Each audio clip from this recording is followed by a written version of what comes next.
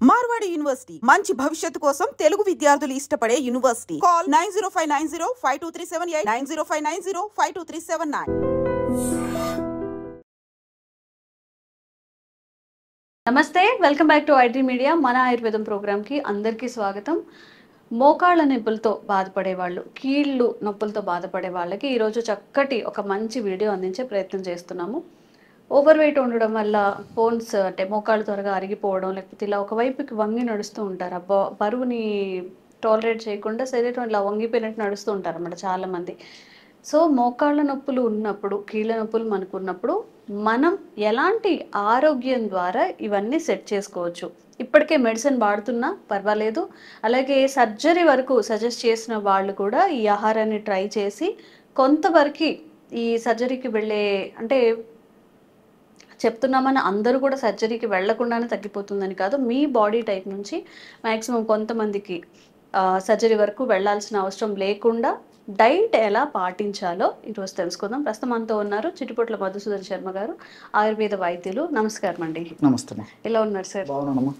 So over weight వల్ల మోకాళ్ళ నొప్పులు వస్తాయని అందరికీ తెలిసిందే. కొంచెం బాగా స్టౌట్ పర్సనాలిటీ, చాలా లావుగా ఉన్న వాళ్ళలో కంపల్సరీ వచ్చేది మోకాళ్ళ నొప్పి, ఆ బరువుని మోయలేక. మరి దీన్ని మనం డైట్ ద్వారా ఏమైనా సెట్ చేసుకోవచ్చా?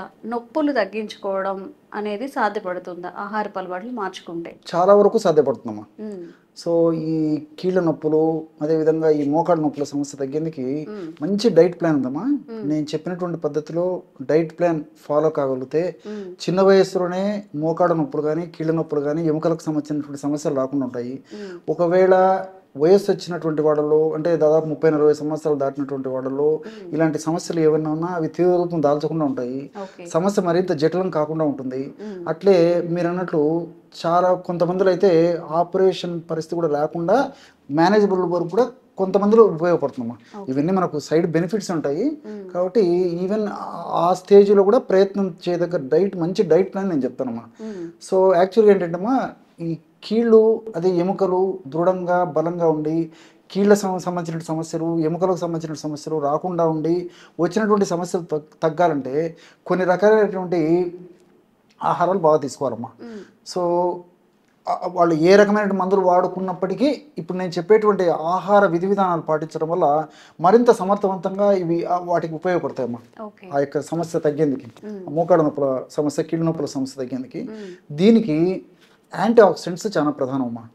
సో ఈ సమస్య రాకుండా ఉండాలన్నా, వచ్చినవి త్వరగా తగ్గాలన్నా యాంటీ ఆక్సిడెంట్స్, అదేవిధంగా ఒమేగా-3 ఫ్యాటీ యాసిడ్స్ అని చెప్పేసి ఉంటాయమ్మా. అవి ఒకటి, విటమిన్ డి ఒకటి, కాల్షియము, ఫాస్ఫరస్, మెగ్నీషియము, ఇలాంటివి ఉన్నటువంటి ఆహారాలు ఎక్కువగా తీసుకోవడం వల్ల మంచి ప్రయోజనం చేకూరుతుందమ్మా. సో యాంటీ ఆక్సిడెంట్స్ అంటే, యాంటీ ఆక్సిడెంట్స్ సర్వసాధారణంగా ఈ లవంగాలు, అదేవిధంగా ఈ దాల్చిన చెక్క, పసుపు, అల్లము, ఇవన్నీ కూడా యాంటీ ఆక్సిడెంట్స్ ఎక్కువ ఉంటాయమ్మా. ఫర్ ఎగ్జాంపుల్, నేను చెప్పినటువంటి పద్ధతిలో వారంలో కనీసం ఒక్కసారి కానీ 2 సార్లు కానీ ఈ యాంటీ ఆక్సిడెంట్స్ ఎక్కువ ఉన్నటువంటి యొక్క పదార్థాలను ఉపయోగించేసి ఒక డికాక్షన్ తయారు చేసుకుని తాగడం వల్ల ఈ మోకాళ్ళ నొప్పులకి, కీళ్ళ నొప్పులకి చాలా అద్భుతంగా సహకరిస్తాయమ్మా. రాకుండా వచ్చినటువంటి కూడా త్వరగా తగ్గిపోయింది కూడా ఉపయోగపడతాయి. ఎలాగంటేమా, ఈ వారంలో ఒక్కసారి కానీ 2 సార్లు కానీ ఇది చేస్తే సరిపోతుందమ్మా. సో ఎలాగంటే ఒక గ్లాస్ వాటర్ తీసుకోవాలి. ఒక గ్లాస్ వాటర్లో 2 లవంగాలమ్మా, 2 లవంగాలు క్రష్ చేసి అందులో వేసేయాలి. అదేవిధంగా ఒక 6 వరకు తులసాకులు, కాస్త పసుపు, అదేవిధంగా కాస్త అల్లం క్రష్ చేసి వేసేయాలమ్మా. లవంగాలు, తులసాకులు, పసుపు, అల్లం. సో గ్లాస్ వాటర్ గాను 1/2 గ్లాస్ వాటర్ మిగిలేటట్లు మరిగించాలమ్మా. సో సన్న మంట మీద మరిగించేసేసి దించి ఫిల్టర్ చేసేసి గోరువెచ్చగా ఉన్నప్పుడు ఒక అరబద్ద నిమ్మరసము, 1 స్పూన్ తేనె. షుగర్ లేనటువంటి వాళ్ళు, తేనె వాడదగినటువంటి వాళ్ళందరూ కూడా తేనె వాడుకోవచ్చు. సో ఈ విధంగా వారంలో కనీసం 1-2 సార్లు ఈ విధంగా చేస్తుంటే బెస్ట్ యాంటీ ఆక్సిడెంట్స్ అమ్మా. నేను చెప్పాను కదా, ఈ కీళ్ళకి, మోకాళ్ళకి, ఎముకలకి ప్రొటెక్ట్ చేసేటువంటి అద్భుతమైనటువంటి ఔషధ గుణాలు ఇందులో ఉన్నాయమ్మా. అందుకే నేను ఈ లవంగాల్లో కూడా లవంగాల్లో యూజినాల్ అని చెప్పేసి ఒక ద్రవ్యము, అదేవిధంగా పసుపులో కుర్కుమిన్ అని చెప్పేసి ఒక ద్రవ్యము, అదేవిధంగా తులసిలో ఉన్నటువంటి కొన్ని రకాలైనటువంటి రసాయన తత్వాలు ఉన్నటువంటి ఇవి, తర్వాత అల్లంలో జింజరాల్ అనేటువంటి పదార్థం, ఇవన్నీ కూడా ప్రత్యక్షంగా పరోక్షంగా ఇలాంటి సమస్యలు రాకుండా ఉండేందుకు, వచ్చినటువంటి సమస్యలు త్వరగా తగ్గేందుకు ఉపయోగపడతాయమ్మా. అది యాంటీ ఆక్సిడెంట్స్. సరే, మీకు ప్రస్తావించినప్పుడు మొదట్లో ఈ ఒమేగా-3 ఫ్యాటీ యాసిడ్స్ కూడా చాలా బాగా పనిచేస్తాయని చెప్పానమ్మా. సో ఈ ఆహార పదార్థాల్లో మనకు ఉపయోగపడేటువంటి ఒమేగా-3 ఫ్యాటీ యాసిడ్స్ ఉన్నటువంటి ఆహార పదార్థాలు చాలా చాలా ఉన్నాయమ్మా. అసలు ఈ ఒమేగా-3 ఫ్యాటీ యాసిడ్స్ మనకు ఎలా ఉపయోగపడతాయంటే ఇలాంటి ఆహారాలను తీసుకోవడం వల్ల ఎముకలలో బ్లాస్ట్ అని చెప్పేసి కణాలు ఉంటాయమ్మా. ఈ ఆస్టియోబ్లాస్ట్ కణాలు ఉన్నప్పుడే ఆ కణాలను చైతన్యం చేయడం వల్ల మంచి మంచి ఎముకలు బాగా దృఢంగా బలంగా తయారేందుకు కావాల్సినటువంటి ఆ ఏర్పాటంతా ఆస్టియోబ్లాస్ట్ కణాల వల్ల జరుగుతాయి. సెల్స్ ఉత్పత్తి అవుతుంటాయి అన్నమాట. సో ఆస్టియోబ్లాస్ట్ కణాలు బాగా చైతన్యవంతంగా అయ్యి బాగా చక్కగా పనిచేసేసి ఎముకలకు మంచి దృఢత్వం కలగజేసేందుకు మరి ఈ యొక్క ఒమేగా-3 ఫ్యాటీ యాసిడ్స్ ఉపయోగపడతాయి అమ్మా. రెండవది ఏంటంటే కణ నిర్మాణానికి కూడా ఉపయోగపడతాయి. ఇప్పుడు ఆస్టియోబ్లాస్ట్ కణాలు తయారు కావాలన్నా, లేకపోతే ఈ ఎముకలకు సంబంధించినటువంటి ఇతర కణాలు ఏమన్నా తయారు కావాలన్నా, ఆరోగ్యకరమైన కణాలు తయారేందుకు కూడా ఈ ఒమేగా-3 fatty acids ఉపయోగపడతాయమ్మా. So ఒమేగా-3 fatty acids అనేసరికి చాలా మందికి చేపలు గుర్తొస్తాయి, చాలా మందికి అమ్మా. సో చేపలే కాకుండా మరి ఆక్రోట్ పప్పులో ఒమేగా-3 ఫ్యాటీ యాసిడ్స్ విపరీతంగా ఉంటాయమ్మా. చాలా మందికి ఐడియా ఉండదు. అదేవిధంగా చియా సీడ్స్ అమ్మా. ఈ చియా సీడ్స్ లో కూడా ఒమేగా-3 ఫ్యాటీ యాసిడ్స్ బాగుంటాయి. అట్లే అవిసె గింజలమ్మా. సో అవిసె గింజలు కూడా ఒమేగా-3 ఫ్యాటీ యాసిడ్స్ బాగుంటాయి. సో ఇలాంటి వాటిని ఆహారంలో ఎక్కువగా తీసుకోవడం వల్ల ఉన్నటువంటి సమస్యలు త్వరగా తగ్గుతాయి. ఇలాంటి సమస్యలు అసలు రాకుండా కూడా ఉంటాయమ్మా. సో ఒమేగా-3 ఫ్యాటీ యాసిడ్స్కి అంత శక్తి ఉందన్నమాట.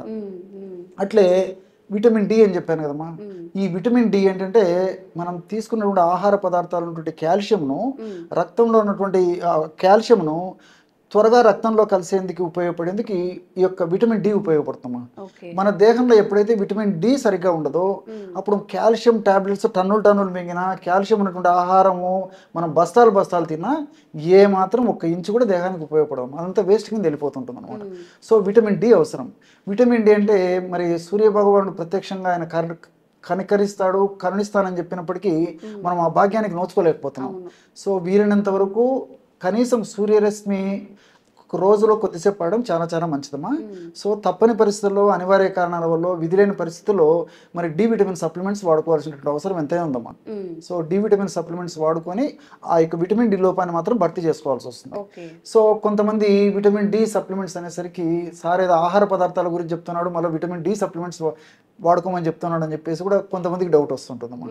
సో అలాంటి వాళ్ళకు నిజంగా వాళ్ళకు దొరికేట్లయితే నాటు ఆవు పాలమ్మా. నాటు ఆవు పాలు జున్ను వారంలో కనీసం ఒక్కసారి తీసుకోగలిగితే ఈ విటమిన్ డి సప్లిమెంట్స్ వాడాల్సినటువంటి అవసరం ఉండదమ్మా. సో అలాంటి తీసుకోగలిగినటువంటి వాళ్ళైతే ఇలా తీసుకోవచ్చు. మరి విధి లేని పరిస్థితుల్లో, మరి తప్పని పరిస్థితులు అయితే విటమిన్ డి సప్లిమెంట్ తీసుకోవాల్సి వస్తుంది. సో కాల్షియం మన దేహానికి ఉపయోగపడాలి, ప్రేవులు పీల్చుకోవాలంటే విటమిన్ డి కావాలమ్మా. అట్లే కాల్షియము, తర్వాత ఈ ఫాస్ఫరస్ కూడా చాలా చాలా అవసరమ్మా. సో ఎముకల నిర్మాణానికి కానీ, ఎముకలు గట్టిగా ఉండదని కానీ, కీళ్ళ భాగంలో ఇతర అనారోగ్య సమస్యలు రాకుండా ఉండేందుకు కానీ, అదేవిధంగా కీళ్ళ భాగంలో మరి కార్ట్లేజ్ బాగా ఆరోగ్యవంతంగా ఉండేదానికి కానీ, కీళ్ళ భాగంలో మంచి ఈ సైనోవియల్ ఫ్లూయిడ్ అని చెప్పేసి గుజ్జు అని చెప్తారమ్మా. ఇలాంటి గుజ్జు బాగా ప్రొడ్యూస్ అవ్వాలన్నా ఇలాంటివన్నిటి కూడా ఈ కాల్షియము, తర్వాత ఫాస్ఫరస్ చాలా చాలా అవసరమ్మా. సో ఆకుకూరలు, తర్వాత కూరగాయలు కూడా చాలా వాటిలో ఉంటాయి. ఆకుకూరల్లో ఈ కాల్షియం ఉంటుంది. వీటికంటే ఎక్కువ కూడా మరి నువ్వుల్లో ఎక్కువగా ఉంటుందమ్మా. సో 100 గ్రాముల నువ్వుల్లో 1450 మిల్లీగ్రాములు కాల్షియం ఉంటుందమ్మా. సో అందుకే చాలా మంది చెప్తుంటారు మా ఆహారం తర్వాత రోజు ఒక్కసారి ఈ నువ్వులో ఉండదు తినమని చెప్తుంటారు అన్నమాట. సో ఎముకలు బలంగా ఉండి కీళ్ళు బలంగా ఉన్నప్పుడు ఇంచుమించు ఏ రకమైన జబ్బులు కూడా రాకుండా ఉంటాయి. మనిషికి ఆ రెసిస్టెన్స్ పవర్ వచ్చేస్తుందమ్మా. సో ఈ యొక్క కాల్షియము, అదేవిధంగా ఈ ఫాస్ఫరస్ ఇలాంటివి వాడుకోవడం వల్ల ఆహార పదార్థాల ద్వారా మరి ఈ యొక్క ఎముకల ఆరోగ్యానికి, కీళ్ళ ఆరోగ్యానికి ఉపయోగపడతాయమ్మా. సో చివరగా మెగ్నీషియం. సో మెగ్నీషియం కూడా కీళ్ళ భాగంలో ఇన్ఫ్లమేషన్ రాకుండా ఉండేందుకు, కీళ్ళ భాగం బాగా ఆరోగ్యవంతంగా ఉండేందుకు, కీళ్ళ భాగంలో ఉన్నటువంటి ఈ యొక్క కండరాలు ఏవైతే ఉన్నాయో అవి సంకోచ వ్యాకోచాలు బాగా జరిగేందుకు, కీళ్ళ భాగంలో గుజ్జు బాగా ప్రొడ్యూస్ అయ్యేదానికి, ఈ రక్త ప్రసరణ బాగా సజావుగా ఆ ప్రాంతాల్లో జరిగేదానికి ప్రత్యక్షంగా పరోక్షంగా మెగ్నీషియం కూడా చాలా చాలా అవసరమ్మా. మెగ్నీషియం బాగా ఉన్నటువంటి పదార్థాల్లో ముఖ్యంగా చెప్పుకోదగ్గది ఈ అరటిపండు అమ్మా. అరటిపండు మరి అరటిపండు తినకూడనటువంటి వాళ్ళు ఉంటారు. మరి రోజు తింటే మరి షుగరు ఇలాంటివి పెరుగుతాయని చెప్పేసి ఆందోళన పడి మానేసే వాళ్ళు కొంతమంది ఉంటారు. షుగర్ పెరిగేటువంటి పరిస్థితి ఏర్పడుతుంది, ఏదైనా వెయిట్ పెరుగుతారని చెప్పేసి కొంతమంది అనుకుంటుంటారు. అటువంటి వాళ్ళు అయితే మరి డ్రై నట్స్, ముఖ్యంగా బాదం పప్పు ఇలాంటివి తీసుకోవడం వల్ల కూడా మరి ఆ యొక్క మెగ్నీషియం ఇది పూర్తి స్థాయిలో వాళ్ళకి అందేదానికి అవకాశం ఏర్పడుతుందమ్మా.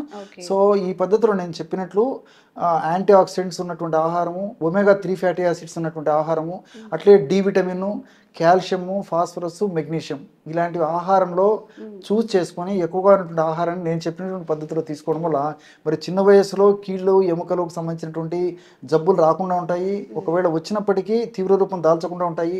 అదేవిధంగా పూర్తి మనిషి బెడ్పై పడేటువంటి పరిస్థితి రాకుండా ఉండేందుకు కూడా ఇందులో ఉన్నటువంటి ఆహార పదార్థాలు ఉన్నటువంటి నేను చెప్పినటువంటి ఈ యొక్క రసాయన పదార్థాలన్నీ కూడా ప్రత్యక్షంగా పరోక్షంగా సదా దేహంలో ఉంటూ సదా కాపాడుతూ సదా రక్షిస్తుంటాయి. కాబట్టి మరి రెగ్యులర్గా ఇలాంటి ఆహారాలు తీసుకోవడం చాలా చాలా మంచిదమ్మా. ఓకే, సో ఎవరైనా కానీ మీరు ఈ ప్రాబ్లం ఫేస్ చేస్తున్నట్లయితే బోలెడన్ని చిట్కాలు అయితే చెప్పారు. పూర్తిగా చూసి మీకు ఎలాంటి సమస్య ఉంది, మీకు ఏది సూటబుల్ అవుతుంది, ఈ వీటన్నిటిలో కూడా తప్పకుండా ట్రై చేయండి. 1 month 2 months ట్రై చేస్తే తప్పకుండా రిజల్ట్ ఉంటుంది. ఇంకా మీకు ఎలాంటి ఆరోగ్య సమస్యలు ఉన్న కామెంట్ చేయండి, తప్పకుండా వీడియో చేసే ప్రయత్నం చేస్తాం. Thank you sir. నమస్తే. Sir, one life lesson what medicine has taught you. Whatever you can do without expecting. But I really believe మన పాజిటివ్ యాటిట్యూడ్ ఉంటేనే మనం ఏదైనా సాధించగలం. గట్ ని మనం కరెక్ట్ గా డీల్ చేసినట్లయితే అది మనకి పాజిటివ్ హార్మోన్స్ ని రిలీజ్ చేస్తుంది. షుగర్ వచ్చిన వాళ్ళ పరిస్థితి ఏంటి? పొట్ట దగ్గర పెరిగితే దాన్ని ఆండ్రాయిడ్ అంటారు, ఆండ్రాయిడ్ ఫోన్ కదా. అసలు థాట్స్ ఎందుకు వస్తాయి? బ్రెయిన్ డెడ్ అంటే దానికి ప్రపంచం అంతా కూడా కొన్ని నిర్దిష్టమైనటువంటి లక్షణాలు. మానసికంగా ధైర్యంగా ఉంటే క్యాన్సర్ జయించవచ్చు. You are a doctor for a cause sir, అంతే. వాళ్ళకి వచ్చిన ఆదాయం కాకుండా ఫ్రీ సర్వీస్ ఎంతమందికో చేస్తుంది.